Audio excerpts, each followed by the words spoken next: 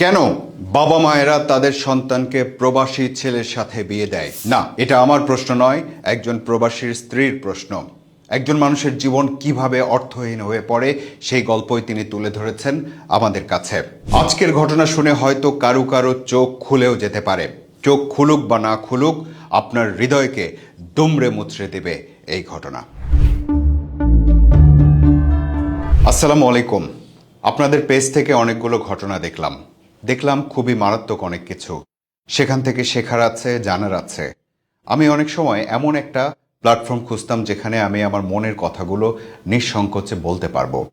উদ্দেশ্য, আমার ঘটনা জেনে কেউ যদি সতর্ক হতে পারে। তাছাড়া বলতে পারলে আমার নিজের কাছেও হালকা লাগবে। আপনার কাছে ও সমস্ত বাবা মায়ের কাছে আমার প্রশ্ন, কেন তাদের মেয়েদের ইচ্ছের বিরুদ্ধে প্রবাসী ছেলেদের কাছে বিয়ে দেওয়া হয়? আমি কোনো প্রবাসীকে ছোট করছি না। আমি জানি বাংলাদেশের অর্থনীতিতে তাদের অবদান অনেক। এবার আসল কথায় আসা যাক। যখন আমি ক্লাস 10-এ পড়ি তখন আমার চাচার ফ্রেন্ডের সাথে আমার বিয়ের কথা বলে। ছেলে অনেক ভালো, ভদ্র ইত্যাদি। আমার চাচাও প্রবাসী, প্রায় 20 বছরেরও বেশি সময় প্রবাসে ছিল। ছেলের বাবা আমাকে দেখে পছন্দ করে। ছেলে আমাকে দেখেনি, আমিও ছেলেকে দেখিনি। আমি আমার বাবা ও বড় ভাইকে অনেক অনুরোধ করি যে আমি এখন বিয়ে করতে চাই না। এই কথা শুনে আমার বাবা রেগে চুলার লাকড়ি দিয়ে আমার হাতে বাড়ি দেয়। তাতে আমার হাতের চামড়া ফেটে হাড্ডি বের হয়ে আসে। আমি কখনো কিছুই করতে পারিনি। মেয়ে হয়ে মুখের উপর কথা বলিস, এত বড় সাহস, তোকে আর পড়াবো না।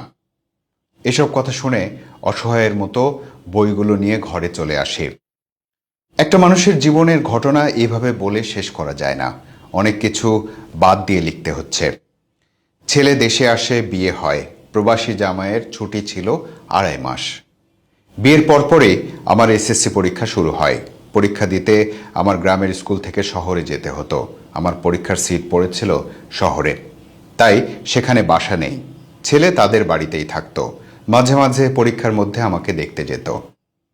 1 মাস 15 দিন পর পরীক্ষা শেষ করে বাড়িতে আসি। আমার পরীক্ষা শেষ হতে হতে ওনার বাইরে যাওয়ার সময় হয়ে এলো। আর একটা কথা, ছেলে কিন্তু আমার থেকে অনেক বড়, 15 বছরের বড় হবে। আমি এই বিয়েতে রাজি ছিলাম না, তাই মন থেকে সেভাবে মেনেও নিতে পারিনি। মন থেকে তার প্রতি আমার ভালোবাসাও আসেনি। যাই হোক, আমার পরীক্ষার রেজাল্ট বের হলো, আমি কলেজে ভর্তি হলাম। এভাবে করতে করতে একাকিত্বের মাঝে ভীষণ একাকিত্ব। তার ভেতরে দিন কেটে যায়, মাস কেটে যায়, বছর যায়। আমার একাকিত্বের যন্ত্রণা আর কখনো কাটে না। আমার কষ্ট কেউ বোঝে না। আমি কি চাইলাম আর কি হলো? আমি চেয়েছি আমার বর সব সময় আমার পাশে থাকবে, সুখে দুঃখে একসাথে থাকবে। দূরত্ব কোনো সম্পর্ক সুন্দর করতে পারে না। যত দিন যায় আমি নিজের কাছে ততই অসহায় হয়ে পড়ি। প্রচুর কান্নাকাটি করি প্রতি রাতে। এমন জীবন কেন আমার হলো? আমার দুঃখের দিন আর শেষ হয় না। আমি অনার্স ফার্স্ট ইয়ারে পড়ি, তখন সে দেশে আসে। আসার সাথে সাথে আমি কনসিভ করি। আমি তখন হতাশ হয়ে পড়ি। বাচ্চা আগে নাকি পড়াশোনা আগে? তখন আমি পড়াশোনাটা রেখে বাচ্চা নেবার সিদ্ধান্ত নিলাম। এদিকে আমার প্রবাসী হাজব্যান্ড এতটাই ভালো আর ভদ্র যে তার কোনো ব্যাংক অ্যাকাউন্ট নেই। বাবার অ্যাকাউন্টে টাকা পাঠায়। মেজো ভাইকে বাইরে নেয় 5 লাখ টাকা খরচ করে। ছোট ভাই মাঝে মাঝে বাইক নিয়ে ঝামেলা পাকায়, তাই টাকা দিয়ে তাকে ছাড়িয়ে নিয়ে আসে। বড় বোন, ছোট বোন তাদের বাড়িতেই থাকে। বিবাহিত, বাচ্চা কাচ্চা আছে।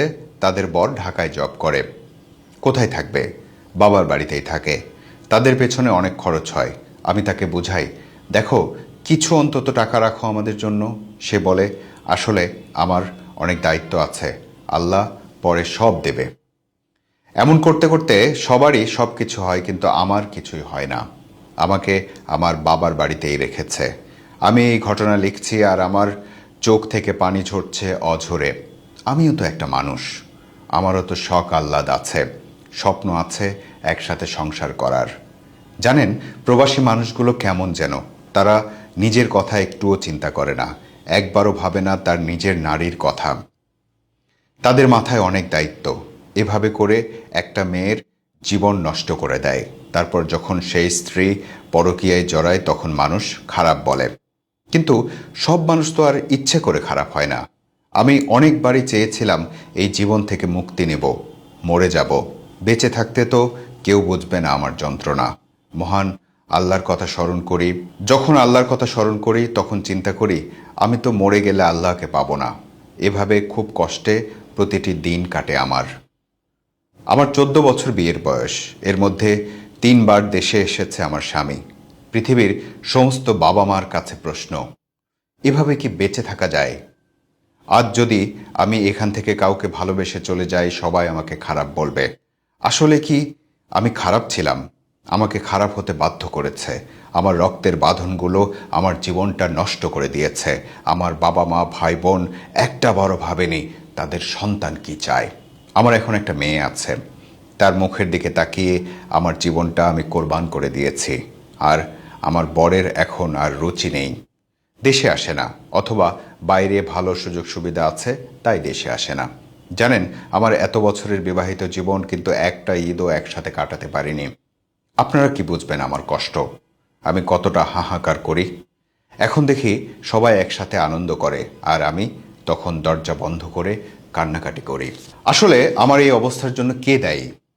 যার সাথে আমার বিয়ে হয়েছে উনিও যদি আমার প্রতি অনেক কেয়ার করতো, যত্ন নিত, হয়তো বা আমিও সুখী হতে পারতাম। আমার হাজবেন্ডের অনেক দায়িত্ব, তার বাবা মা ভাই বোন সবার খরচ বহন করতে হয়। আমি রাগ করে কয়েক বছর কোনো টাকা পয়সা নেইনি, আমি বাবার বাড়িতেই থাকি। আমার বাবা সরকারি চাকরিজীবী ছিলেন। আমাদের অবস্থা মোটামুটি ভালো, ভাইরাও ভালো ব্যবসা করে। মূল কথা, আপনার সন্তানকে বিয়ে যখন দেবেন তখন অন্তত সন্তান কি চায় সেদিকে খেয়াল দিন। আমার মতো জীবন নষ্ট করবেন না। আমি যদি এখন কিছু করি তখন আমি নষ্ট মেয়ে হব, আর যদি এভাবেই থাকি তাহলে জিন্দা লাশ হয়ে বেঁচে থাকতে হবে। আজ কিন্তু আমার বাবা পৃথিবীতে বেঁচে নেই, কিন্তু আমার জীবন তো আর ফিরে পাবো না। আগের মতো নতুন করে সাজাতেও পারবো না। ভেবে দেখবেন, প্রবাসীদের বলছি, আপনারা আপনাদের স্ত্রীদের সন্তানদের প্রতি অবিচার করবেন না। একবার ভেবে দেখবেন একটা মেয়েকে কেন আপনাদের কাছে বিয়ে দেওয়া হয়। এই পৃথিবীর বাবা মা আপনাদেরকে বলছে, আপনার সন্তানের জীবন এভাবে নষ্ট করবেন না। অন্তত যার হাতে তুলে দিচ্ছেন সেই মানুষটাকে পছন্দ হয় কিনা জেনে নেবেন আপনার প্রাণপ্রিয় সন্তানের কাছে। পরে কিন্তু আর আগের জীবন ফিরে পাওয়া যায় না। আমি মাঝে মাঝে ভাবি কিভাবে এই জীবনটাকে নিয়ে বছরের পর বছর কাটাবো। খুবই মানসিকভাবে অশান্তিতে আছি। কি করব, কি করা উচিত ভেবে পাচ্ছি না। আর চারপাশের যে হালচাল, কাউকে বিশ্বাস করাও সম্ভব হচ্ছে না। সবাই তো ঠকায়। সব প্রবাসী কি এমন? হয়তো না, কিন্তু এমন ঘটনা বা এমন বাস্তবতা একেবারে মিথ্যাও তো নয়। তাহলে এখন আপনি কি করবেন?